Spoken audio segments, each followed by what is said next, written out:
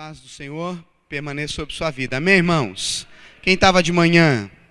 1, 2, 3, 145. Amém? Então, para você que estava de manhã, espero que o Senhor tenha falado aos nossos corações de manhã. Eu quero dar, esse aqui é um baobá. É uma árvore que só existe lá em Madagascar. É uma árvore típica da região.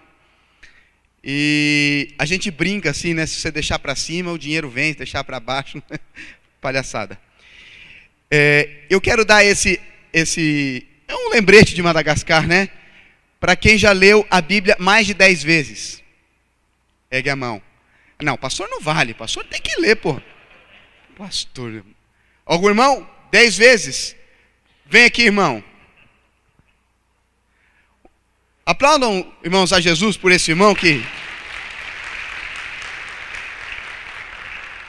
Eu faço um desafio nas igrejas. Ó, irmão, lembre sempre de Madagascar, tá? Eu vou mostrar minha Bíblia. E eu faço um diário todo, minha esposa está aí. Se eu estiver mentindo, ela pode falar. Eu faço um diário todo dia. Amém. Onde eu leio, olha quanto eu já li. E está tudo riscada. Está tudo numerado. Amém. Todo dia. E oro por um monte de gente, porque não sou obrigado a orar, é dever. Amém. Oração não é obrigado, é dever, que nós temos que orar até por aqueles que estão lá em cima passando a mão. Amém, verdade. Para que eles não passem a mão, verdade. Para que Deus corte a mão, estou brincando. Irmãos, eu faço esse desafio porque eu tenho visitado muitas igrejas e não há leitura bíblica na igreja mais. E porque nós deixamos de interagir com a palavra de Deus, a obra missionária vai sendo colocada sempre de lado das nossas prioridades. Então, você pode pensar assim, eu não tenho tempo para ler a Bíblia. Eu vou contar a história, está no Guinness Book, o livro do Records. A mulher que mais leu a Bíblia em toda a história da humanidade é a tia do pastor Laerte França. Vai ficar gravado, né? Pastor Laerte França, da Igreja Batista Memorial de Nova Iguaçu, no Rio de Janeiro. Ela leu 310 vezes a Bíblia.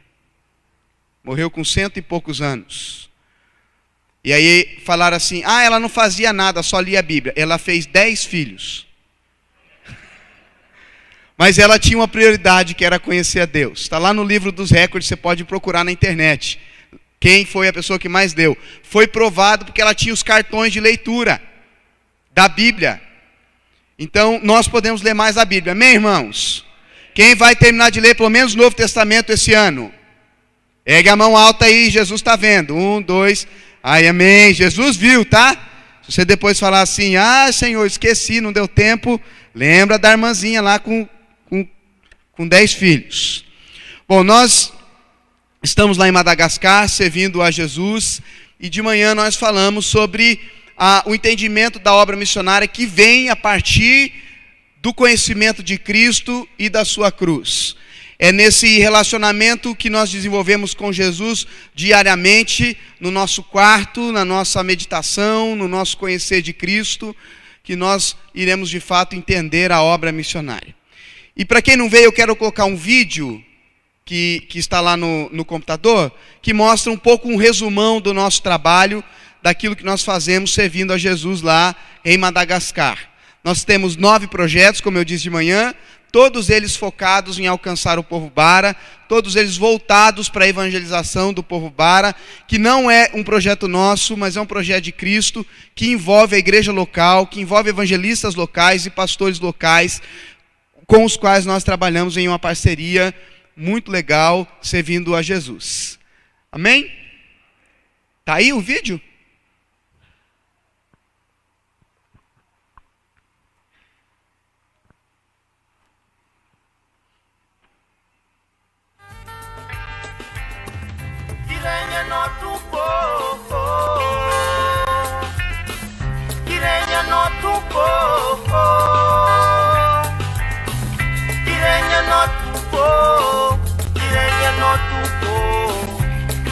Pahinga na kanyani Kirenya no tupo Kirenya no tupo Anpo na kanyani Tirenya no tupo Tirenya no tupo Tirenya no tupo Tirenya no tupo Amihansa na kanyani Tirenya no tupo Tirenya no tupo Amitanti nyani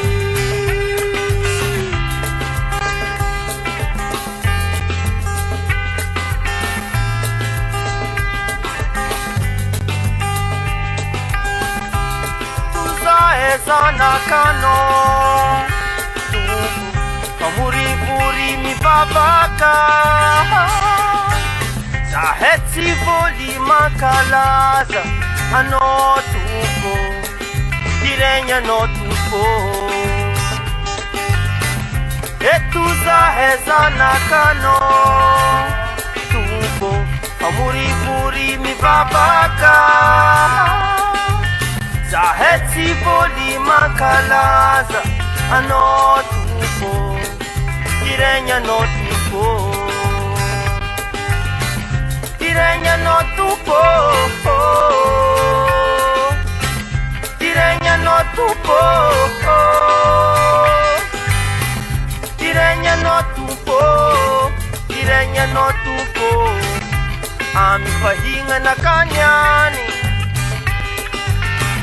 Tirenya no tupo, tirenya no tupo Anpo na kanyani Tirenya no tupo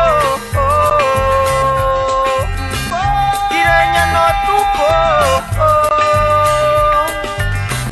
Tirenya no tupo Tirenya no tupo Amihansa na kanyani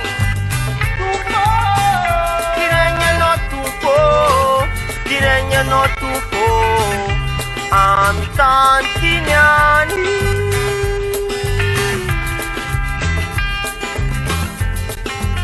Irene lalandava meku Etsi vulu mankalaza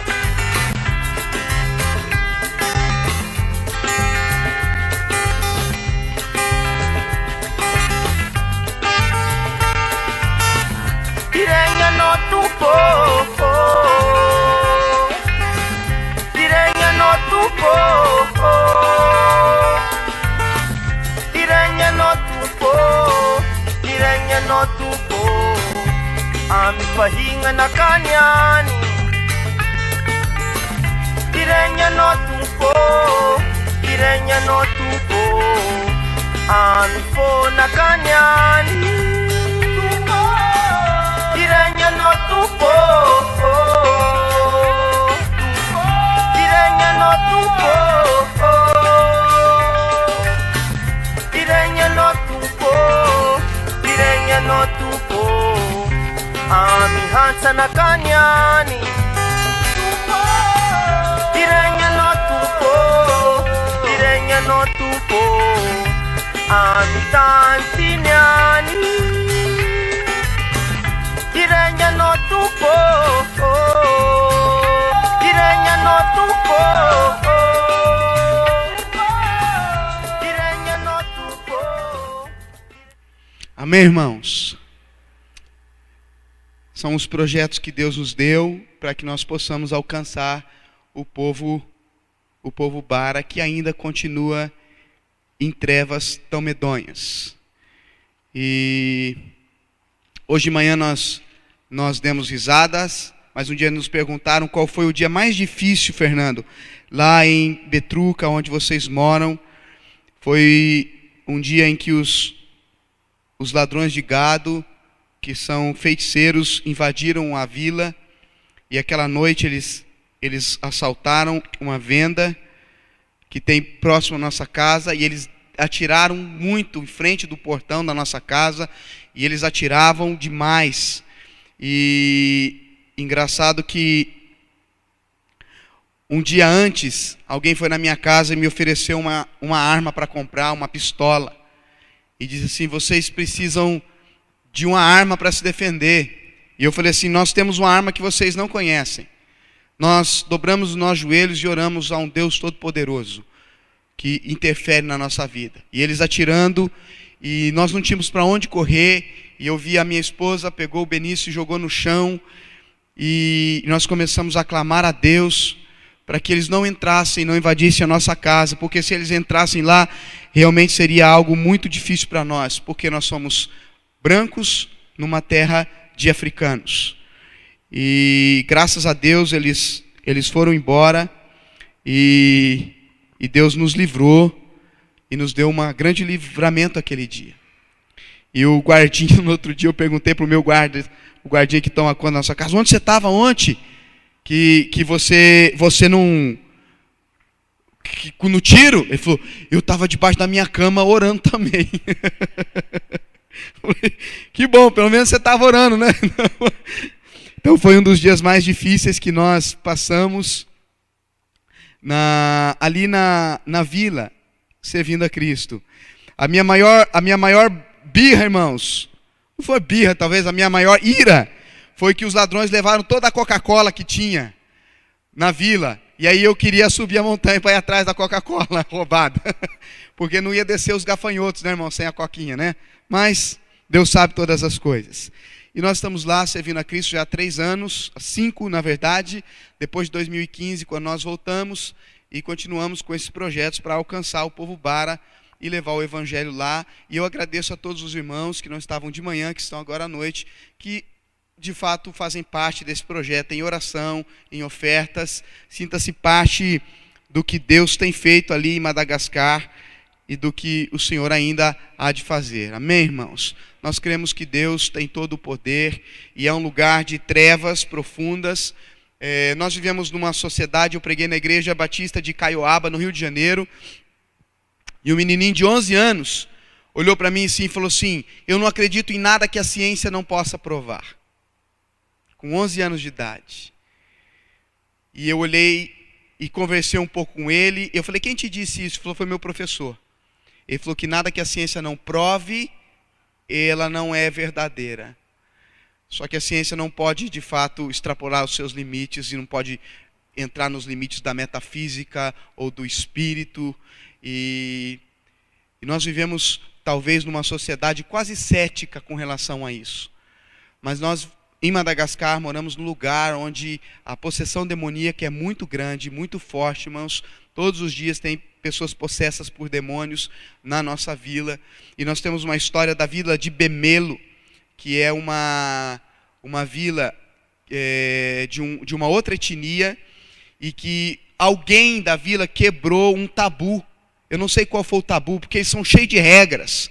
Não pode comer isso, não pode comer aquilo, não pode fazer isso, não pode fazer aquilo. E alguém da vila lá quebrou um tabu, e os ancestrais, os espíritos, ficaram muito bravos. E eles começaram a amaldiçoar as pessoas, começaram a perseguir as pessoas, e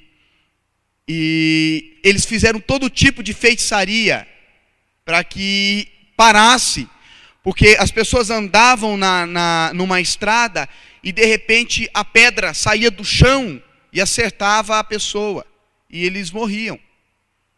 E eles sacrificaram boi, sacrificaram cabrito, e as pedras continuavam voando sozinhas. Eles estavam em grupo de pessoas, olhavam, mas não tem ninguém. E aí alguém falou: olha, nós já fizemos todo o sacrifício, chama o pastor lá da igreja luterana, talvez eles consigam resolver. E chamaram o pastor Emanuel, meu amigo. Eu acredito na história porque esse homem, eu convivo com ele há 5 anos e é um homem de Deus. E eles foram, o pastor Emanuel e um evangelista da igreja, e chegaram no lugar e perguntaram: onde é que acontece essas manifestações aí? É ali, naquela estrada ali. E o pastor foi lá, ergueu uma das mãos e orou assim: em nome de Jesus, nunca mais apareça nesse lugar, e nunca mais faça ninguém morrer aqui com as pedras. Eu te expulso em nome de Jesus. Orou e foi embora. Nunca mais aconteceu. A tribo inteira se converteu a Jesus. Tem uma igreja instalada que eles construíram para adorar a Cristo, por causa do poder de Jesus, irmãos.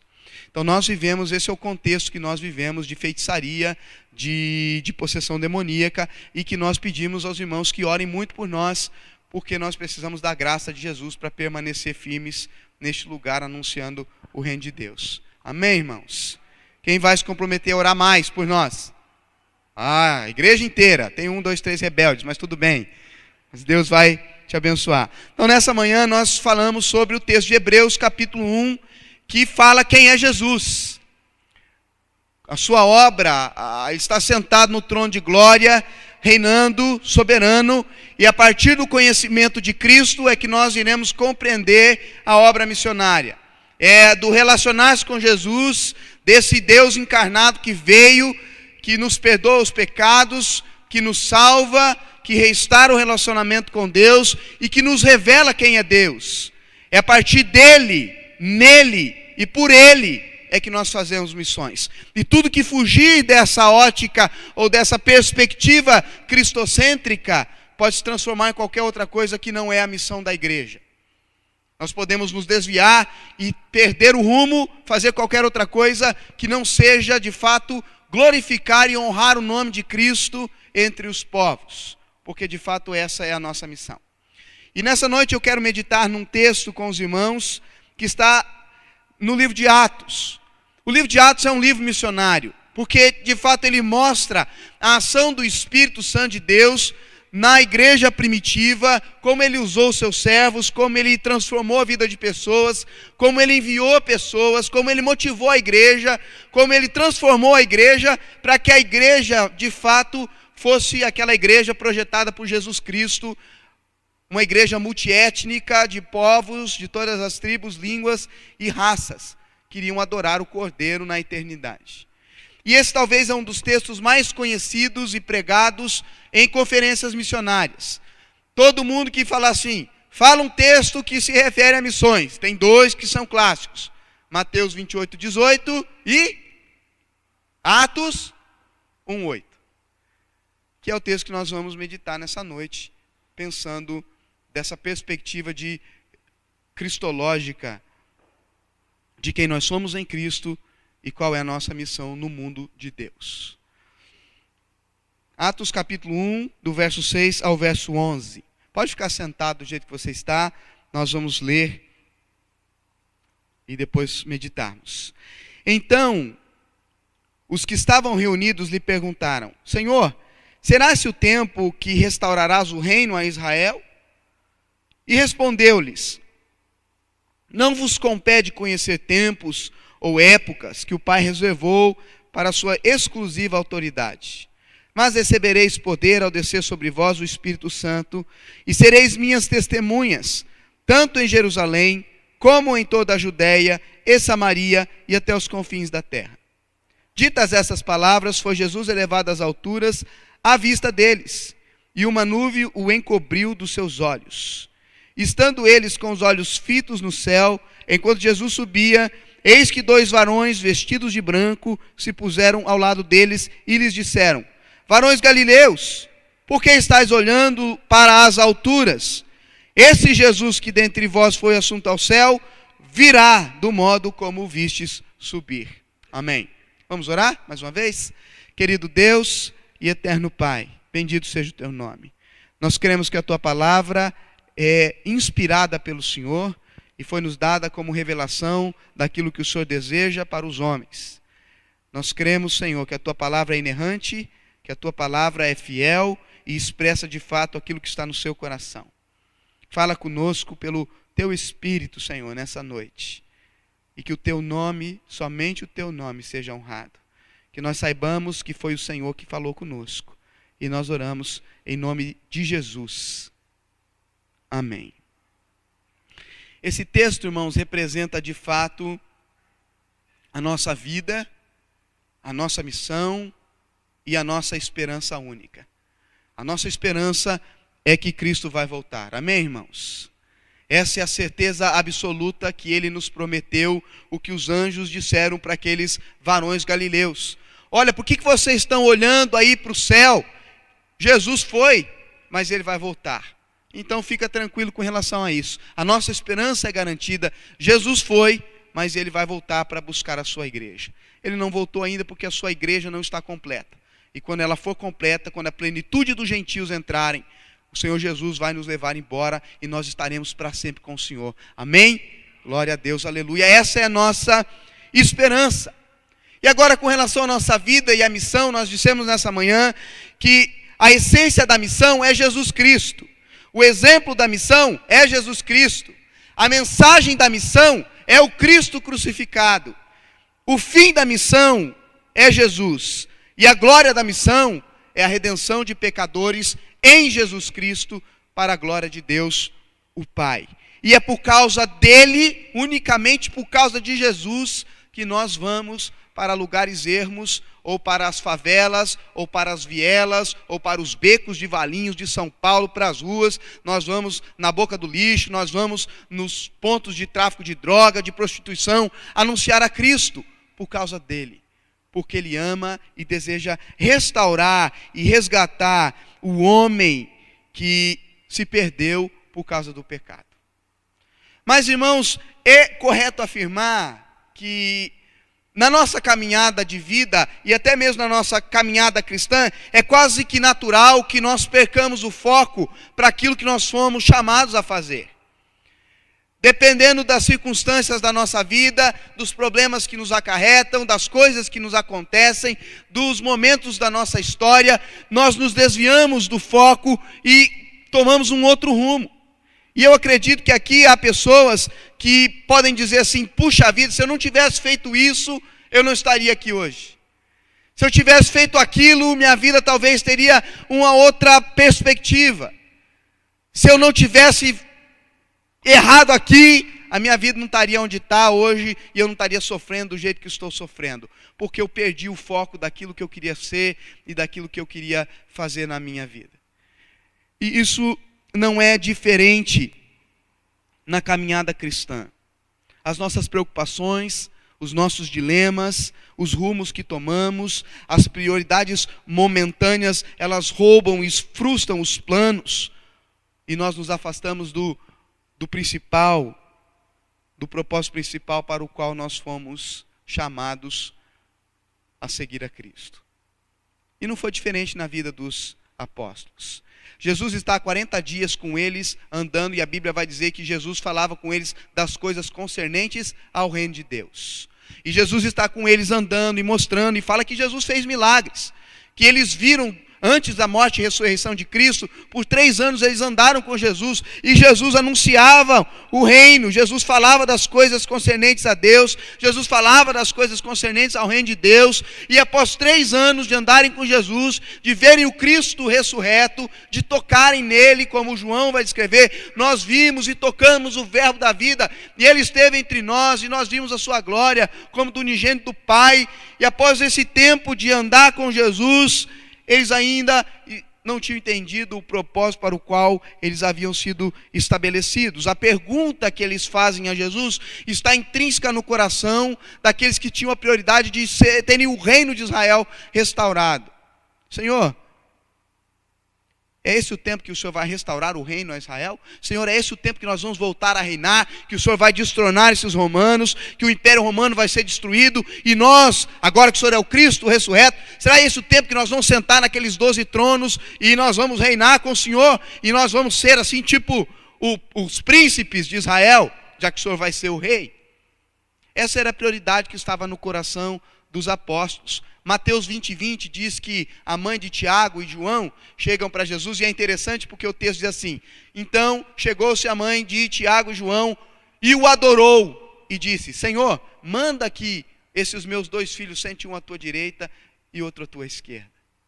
Porque era esse o desejo deles, de terem o reino de Israel novamente nas suas mãos, livre do império romano, livre do domínio dos romanos, e serem de novo, estarem nas cabeças, serem cabeça e não cauda novamente.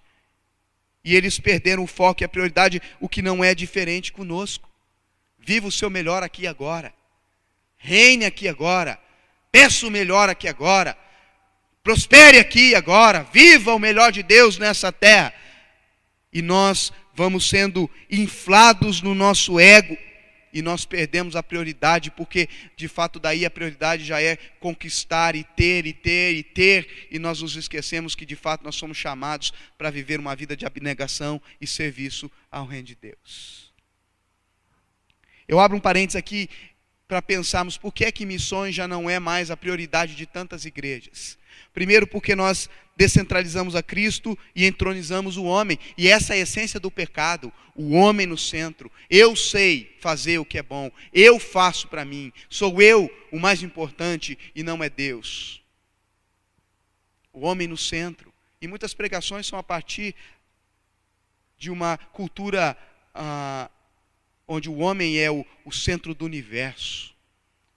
Uma mensagem humanista que te exalta e te coloca como um semideus, que de fato quase nem precisa de Deus, onde Deus é o servo e nós somos os senhores.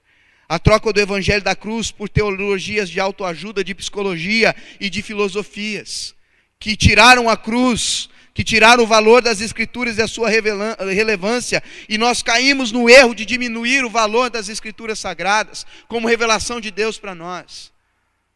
E nós nos esquecemos que isso não é um manual de regras e práticas, mas de fato é a própria palavra de Deus, que nos dá vida e que nos transforma e que nos leva a viver uma vida que condiz com aquilo que Jesus disse, com aquilo que Jesus espera de nós. A supervalorização da cultura. Nós supervalorizamos o que é cultural em detrimento daquilo que é revelado por Deus na sua palavra. A relativização da verdade. Tudo pode ser verdade, qualquer caminho leva a Deus. E tudo isso, irmãos, tem atrapalhado a nossa caminhada cristã, invertendo as nossas prioridades na vida. E os discípulos já tinham essa prioridade estabelecida: o reino de volta, o meu reino, as minhas coisas, as minhas prioridades primeiro, aquilo que eu desejo, aquilo que eu anseio, aquilo que eu ambiciono, Senhor. É esse o tempo que o Senhor vai restaurar o reino a Israel. E é com muita graça e com muito amor que Jesus corrige a visão dos apóstolos. E diz assim: olha, não vos compete a conhecer os tempos que o Pai reservou para a sua própria exclusiva autoridade. Nós aprendemos, irmãos, que com o que Jesus disse, que há coisas que pertencem a Deus e não pertencem a nós. Deuteronômios 29 diz: as coisas ocultas pertencem a Deus. Nós não precisamos ficar gastando tempo com isso, porque pertencem a Deus. Quer ver uma coisa que pertence a Deus e nós gastamos parte ou quase todo o nosso tempo pensando nisso? O futuro. O ditado diz: o futuro a Deus pertence. E de fato pertence a Deus. A Bíblia fala que nós não podemos acrescentar um côvado à nossa estatura, que nós não podemos tornar um cabelo nosso branco. E nós gastamos o nosso tempo se preocupando com o que vem amanhã, daqui um mês, daqui um ano. E Jesus disse: olha, basta para o seu dia o próprio mal. Não se preocupe com as coisas do amanhã, mas primeiro busquem o reino de Deus, e essas outras coisas vos serão acrescentadas. E nós gastamos tanto tempo nos preocupando com o futuro que pertence a Deus. Talvez nessa questionamento do nosso interior: será que Deus vai fazer? Será que Deus vai abençoar? Será que Deus vai? É óbvio que Deus vai. A Bíblia fala que Deus trabalha por aqueles que nele confiam. Há inúmeras promessas na Bíblia para nós, promessas de paz, promessas de bênção. É óbvio que as dificuldades na nossa caminhada nos aproximam de Deus, trabalham o nosso caráter e nos fazem ser mais parecidos com Jesus. E são importantes, as dores, as lutas nos humilham e nos colocam aos pés de Cristo. Mas é óbvio, irmãos, que Deus está controlando a história e o nosso futuro também.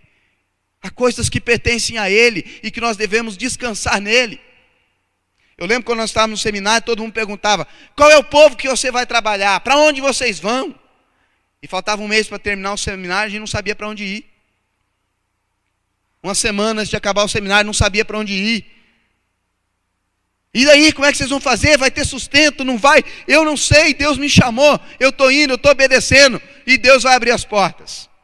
Nós acabamos o seminário, nos formamos, apareceu a MIAF com um programa para evangelizar um povo não alcançado que precisava de um engenheiro agrônomo. Para que eu vou me descabelar, irmãos, com o futuro, se ele pertence a Deus? E a Bíblia fala que Deus é bom, que Deus cuida dos seus filhos.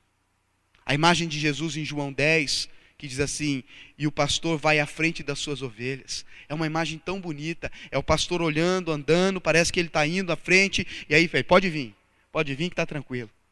Pode vir que eu já vi aqui, está sossegado. E nós gastamos tempo nos preocupando. A esposa do pastor Hans, quem conhece? Todo mundo conhece, né? Domingo retrasado, eu estive em Curitiba, preguei lá na igreja de Curitiba, e aí ela é viciada em jogo, né, irmãos? De futebol, né? Ela é corintiana também, mas Jesus vai ter graça com ela. E aí, ela gravou o jogo do Brasil e Croácia na televisão para a gente assistir depois. Quando nós chegamos na casa dela, veio uma mensagem no celular dela, Brasil 3-0 na Rússia, né? Era Rússia, Croácia, não lembro. Brasil ganhou de 3-0. Beleza. Aí fizemos o almoço, eles compraram um frango, glória a Deus, ninguém lá comia a farofa de dentro do frango, só eu. E eu fiquei feliz que eu comi tudo sozinho.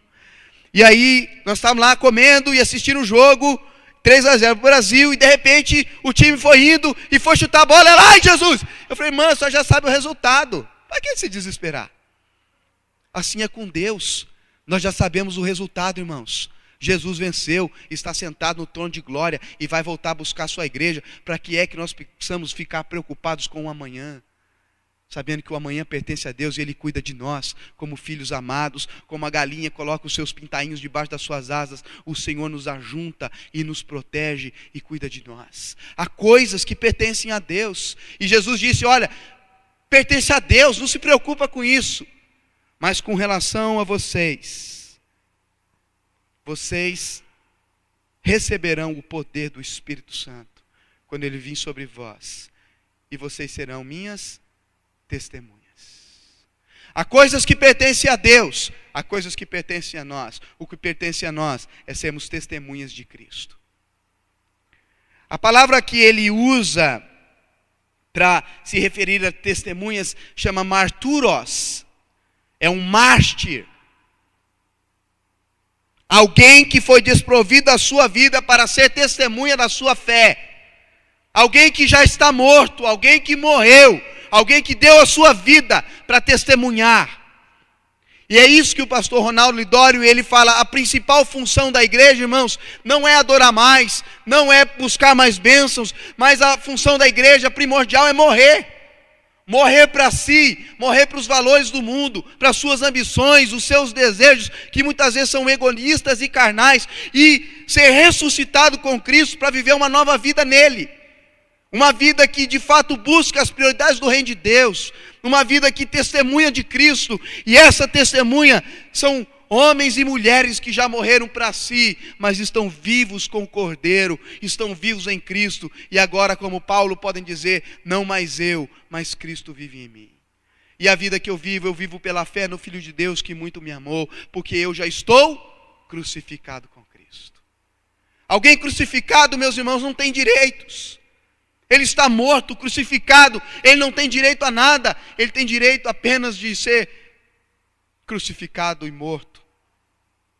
Homens que entenderam no passado, na história da igreja, homens que deram a sua vida pelo testemunho de Jesus, que foram mortos nas arenas romanas, que foram queimados vivos, mas não negaram a fé, porque de fato já estavam mortos com Jesus. E viveram para o reino que ninguém pode nos tomar, porque está dentro de nós.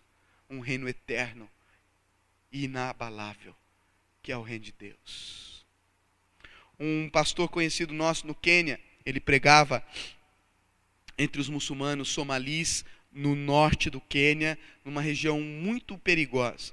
E um dia ele estava pregando, entrou um muçulmano e com uma faca na mão, e eu vou te matar, você é cristão, eu vou te matar agora. E ele falou assim, no Alcorão tem algum verso que está escrito que você pode matar alguém que está morto? O muçulmano olhou para ele e falou assim, como assim? Ele falou assim, eu já estou morto. Como você está morto? Eu estou vendo você. Ele falou assim, eu estou morto com Cristo. Não mais eu, mas Cristo vive em mim. Aquele homem largou a faca e eles puderam conversar sobre Jesus. Nós não sabemos o final da história, o que aconteceu com aquele homem, mas de fato foi impactante para ele ouvir que alguém já estava morto, mas vivo para Jesus. Vocês precisam morrer para as suas prioridades, era o que Jesus estava corrigindo na visão desses homens. Vocês precisam morrer para essas prioridades. O reino de Deus é muito mais abrangente do que um mero império aqui na terra. O reino de Deus é muito mais abrangente do que uma vida que a gente corre atrás de coisas materiais e bens materiais, que não preenche o vazio existencial da nossa alma. E é isso que Jesus estava corrigindo, porque de fato, morrendo com Cristo, nós teremos o mundo crucificado por meio de Cristo. E aí nós entenderemos a obra missionária. Vocês vão ser minhas testemunhas quando o Espírito de Deus vir sobre vós. Deveria ser algo natural para nós, irmãos, sermos testemunhas. Mas Jesus fala, mas vão receber poder do Espírito Santo. Porque de fato nós estamos em uma luta espiritual. Efésios capítulo 6 diz sobre a luta que nós enfrentamos. Paulo vai descrever em outra das suas cartas que o Espírito milita contra a carne, e é uma luta para nós subjugarmos a nossa carne, porque ela está lá. Os desejos, as ambições, a concupiscência da carne, a soberba da vida estão presentes na nossa vida cotidiana, e elas precisam ser subjugadas pelo poder de Deus. Porque se nós não tivermos o poder de Deus na nossa vida, irmãos, nós iremos sucumbir num mundo onde as ofertas para os prazeres da carne e os prazeres da vida, elas vêm até você numa bandeja, e você pode escolher aquilo que você quer para satisfazer os seus desejos carnais.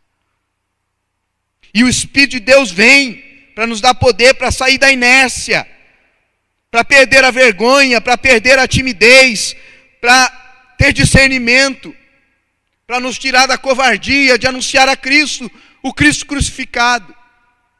Escândalo para os gentios, loucura para os judeus, mas a esperança das nações. A única esperança para os povos é o Cristo crucificado. E é por Ele que nós vamos. E por isso que missões é esse resultado de um encontro profundo com Jesus. Porque de fato missões, irmãos, não é um departamento da igreja. Evangelismo não é um departamento da igreja para alguns seres superiores espiritualmente falando. Nós somos todos iguais, e eu amo a Bíblia porque ela nos coloca todos numa linha. Todos pecaram e destituídos estão da glória de Deus. Todos nós carecemos da graça de Jesus. E é nesse encontro e nesse relacionamento com Cristo que Ele nos envia ao mundo para testemunhar de Cristo, para falar de Jesus. Ser-me-eis testemunhas com a sua vida e com as suas palavras. Nós precisamos falar de Jesus. Eu peguei um voo de Madagascar para o Quênia, numa reunião, irmãos, e daí a mocinha no avião perguntou assim para mim, qual é o seu destino? E eu olhei para ela e falei assim, o céu com Jesus, e o seu? Ela, não, moço, esse avião não vai cair. Eu falei, não falei que o avião vai cair, eu falei que eu vou para o céu com Jesus, e você? Vai para onde? Não sei. Nós podemos falar mais, nós podemos evangelizar mais, nós podemos ser testemunhas de Cristo, do Cristo ressurreto, do poder da ressurreição, e abrirmos a nossa boca e proclamarmos a Jesus. E é por isso que o poder do Espírito Santo vem sobre nós, para nos dar ousadia e coragem, porque nós nos acovardamos. O Espírito Santo vem sobre Paulo, e ele diz assim, eu não me envergonho do Evangelho, porque o Evangelho é o poder de Deus. Pastor Ronaldo conta uma história. Mebá era um feiticeiro em Gana, na África, no oeste africano. E ele era um feiticeiro que sempre se opôs ao Evangelho. O pastor Ronaldo pregava e ele falava, é mentira, Jesus ama, Jesus não ama ninguém. Deus enviou o seu filho, Deus não tem filho. Deus se manifestou em carne entre nós, mentira desse branco. E tudo que Ronaldo falava, esse feiticeiro se opunha nas pregações, no ar livre, ele se colocava atrás do grupo de pessoas e pulava, é mentira desse homem. Por muito tempo ele fez isso. Um dia bateram na porta da casa do pastor Ronaldo e falaram, Mebá o feiticeiro lá, Ronaldo, está endemoniado. Já fizemos todo tipo de feitiçaria, o demônio não sai dele. E ele pula e roda, e pula e roda, e pula e roda, e rodopia, e pula e rodopia. E diz assim, eu entendi. Talvez o teu Jesus consiga expulsar o demônio. E o pastor Ronaldo, pastor presbiteriano, vou lá. Chegou lá, o feiticeiro pulava, rodava, pulava, rodava, pulava, rodava e falava, eu entendi, eu entendi, eu entendi. E o pastor Ronaldo falou assim, eu não vou expulsar o demônio. Vou fazer a coisa mais lógica a ser feita. Vou perguntar o que ele entendeu. Mebá, o que você entendeu, Mebá? E aquele homem, no oeste africano, num lugar longínquo, cai, olha para todos e diz assim, Ronaldo, eu entendi que Jesus me ama. Eu entendi o amor de Deus, Ronaldo, e o quanto eu sou um pecador, e eu preciso da graça do Jesus que você tem pregado para nós. Esse feiticeiro foi o primeiro convertido, se tornou o primeiro presbítero da igreja, plantaram 26 igrejas com 3.000 convertidos, porque o poder do evangelho transformou a vida deste homem. E é por isso que nós somos chamados a sermos testemunhas de Jesus e pregarmos para aqueles que estão em trevas. Não se preocupe com os resultados, eles pertencem a Deus. Nós precisamos proclamar o evangelho. Aonde? No mundo de Deus. Não há opção. Vocês serão testemunhas, tanto em Jerusalém como na Judéia. Da forma como testemunha aqui, testemunhem lá. E também, olha, vão lá para Samaria e vão para os confins da terra e anunciem a verdade, porque de fato, irmãos, a Bíblia diz, a terra é minha, diz o Senhor dos exércitos, e toda a sua plenitude, tudo pertence a Deus, o mundo e todas as coisas foram criadas por Ele e para Ele, e tudo pertence a Ele. Então nós somos chamados e enviados para as casas, para as ruas, as cidades, os becos, as vilas, as vielas, para anunciar o Cristo ressurreto, que tem poder de transformar e fazer o maior milagre na vida do homem, que é regenerar um coração morto nos seus pecados e delitos e dar vida àqueles que estão mortos. E é esse o Cristo que nós somos chamados a compartilhar no mundo, porque o mundo sempre foi o alvo de Deus. Quem pode resumir a história de Davi e Golias em 2 palavras? Davi matou Golias. 3, né? Davi matou Golias. Você vai vencer os gigantes na sua vida. Os gigantes vão cair. Quando você vier aqui, os gigantes caem. Não é o propósito do texto. O propósito do texto foi assim. Então diz Davi, toda a terra saberá que há Deus em Israel. Esse é o propósito de manifestar a glória de Deus, a fama de Deus entre a terra. E foi isso que os salmistas disseram. Anunciai entre as nações a sua glória, cantai ao Senhor todas as terras. O mundo sempre foi o alvo de Deus. Missões não é um detalhe nas escrituras, irmãos, mas missões está enraizado no ser de Deus, que deseja reconciliar o homem consigo.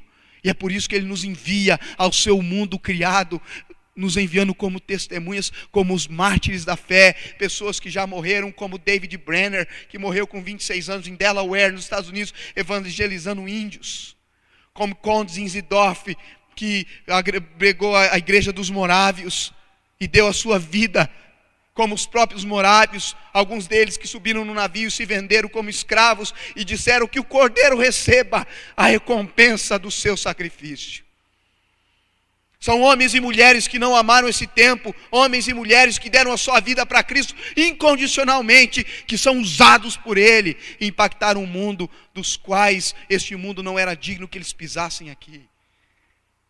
Homens e mulheres que não amaram a sua geração, mas amaram de fato a Jesus e se entregaram para morrer como mártires da fé, como testemunhas vivas do Cordeiro, e não amaram as coisas desta vida, porque eles olhavam e esperavam a esperança que os anjos dissem, da forma que Ele foi assunto ao céu, Ele virá, e Ele virá para nos buscar, irmãos. E a nossa vida não foi feita para ser uma corrida atrás de busca de bens materiais, que irão ficar tudo por anticristo neste lugar.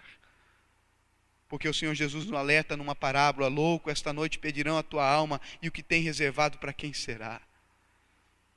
Nós deixamos de nos envolver com a missão, que é do próprio Deus. O impacto do evangelho na vida de Paulo foi tão grande que ele dizia assim, por isso eu vos imploro, em nome de Cristo, que vos reconcilieis com Deus. Charles Spurgeon, ele disse o seguinte, que eles pulem por cima de mim, que eles se lancem por cima de mim, mas que eles não passem por mim sem ouvir da verdade do Evangelho. Que eles vão para o inferno sem que as unhas das minhas mãos estejam cravadas nas suas carnes, implorando que eles se arrependam e se voltam para o Deus vivo. E esse deve ser o sentimento no nosso coração quando nós olharmos um homem bêbado, prostitutas, drogados, homossexuais. Nós precisamos olhar com os olhos de Jesus.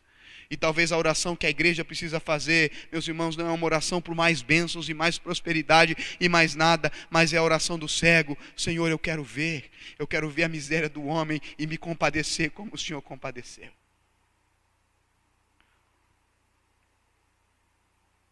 O testemunho sobre Cristo.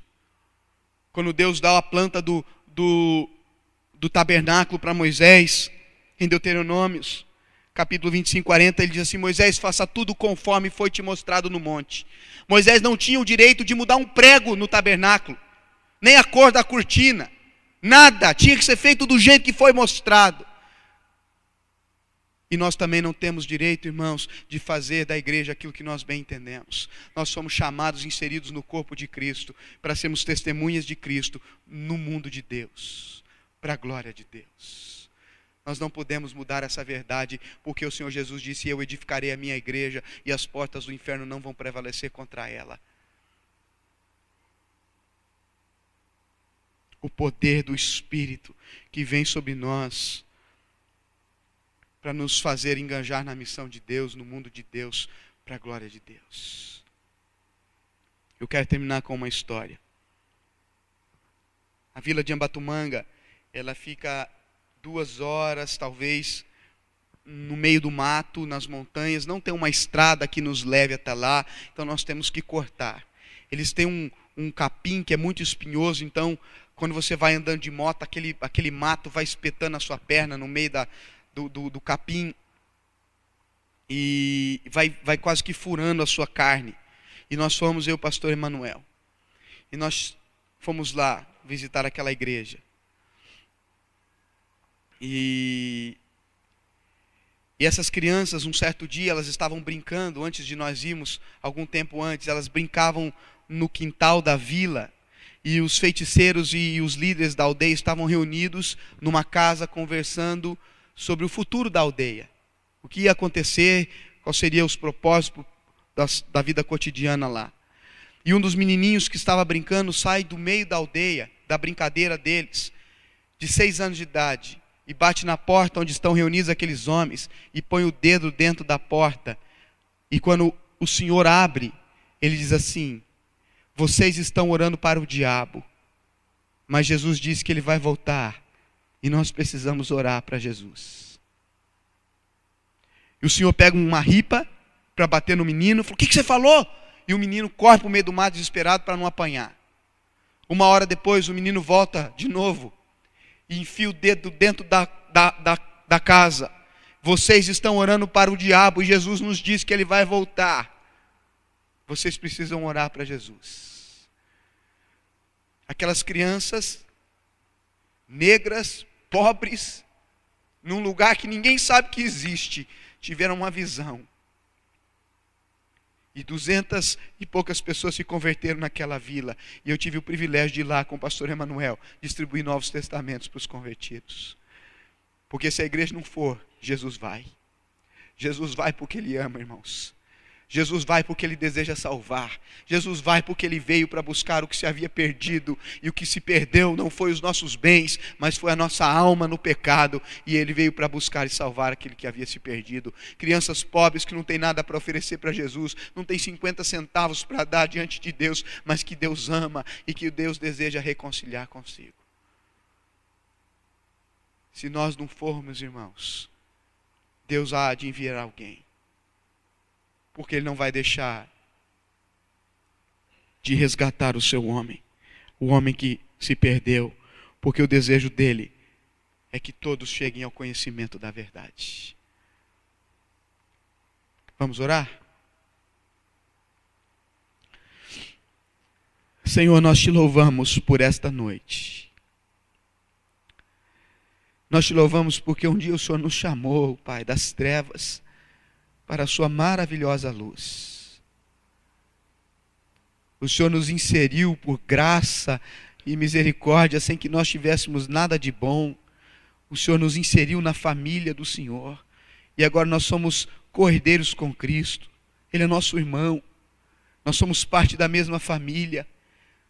E nós somos chamados, Senhor, para anunciarmos as virtudes daquele que nos tirou das trevas para a sua maravilhosa luz.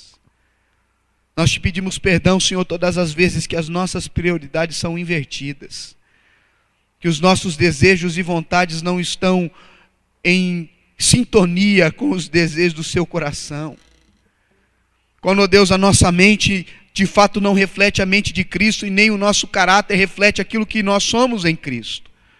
Quando nós deixamos de testemunhar, quando nós deixamos de abrir a boca e falar de Jesus, quando nós deixamos pessoas passarem na nossa existência sem que elas ouçam que Deus as ama. Pessoas que o Senhor ama, porque o Senhor não tem prazer na morte do ímpio. Porque o Senhor deseja salvar e por isso que Cristo vem. Ele vem por causa de nós, da mazela do homem. Ele vem para glorificar o Senhor na redenção de pecadores, na regeneração de homens destruídos pelo pecado, que vagam em busca de algo para preencher o vazio da sua alma, que só será preenchido com Jesus.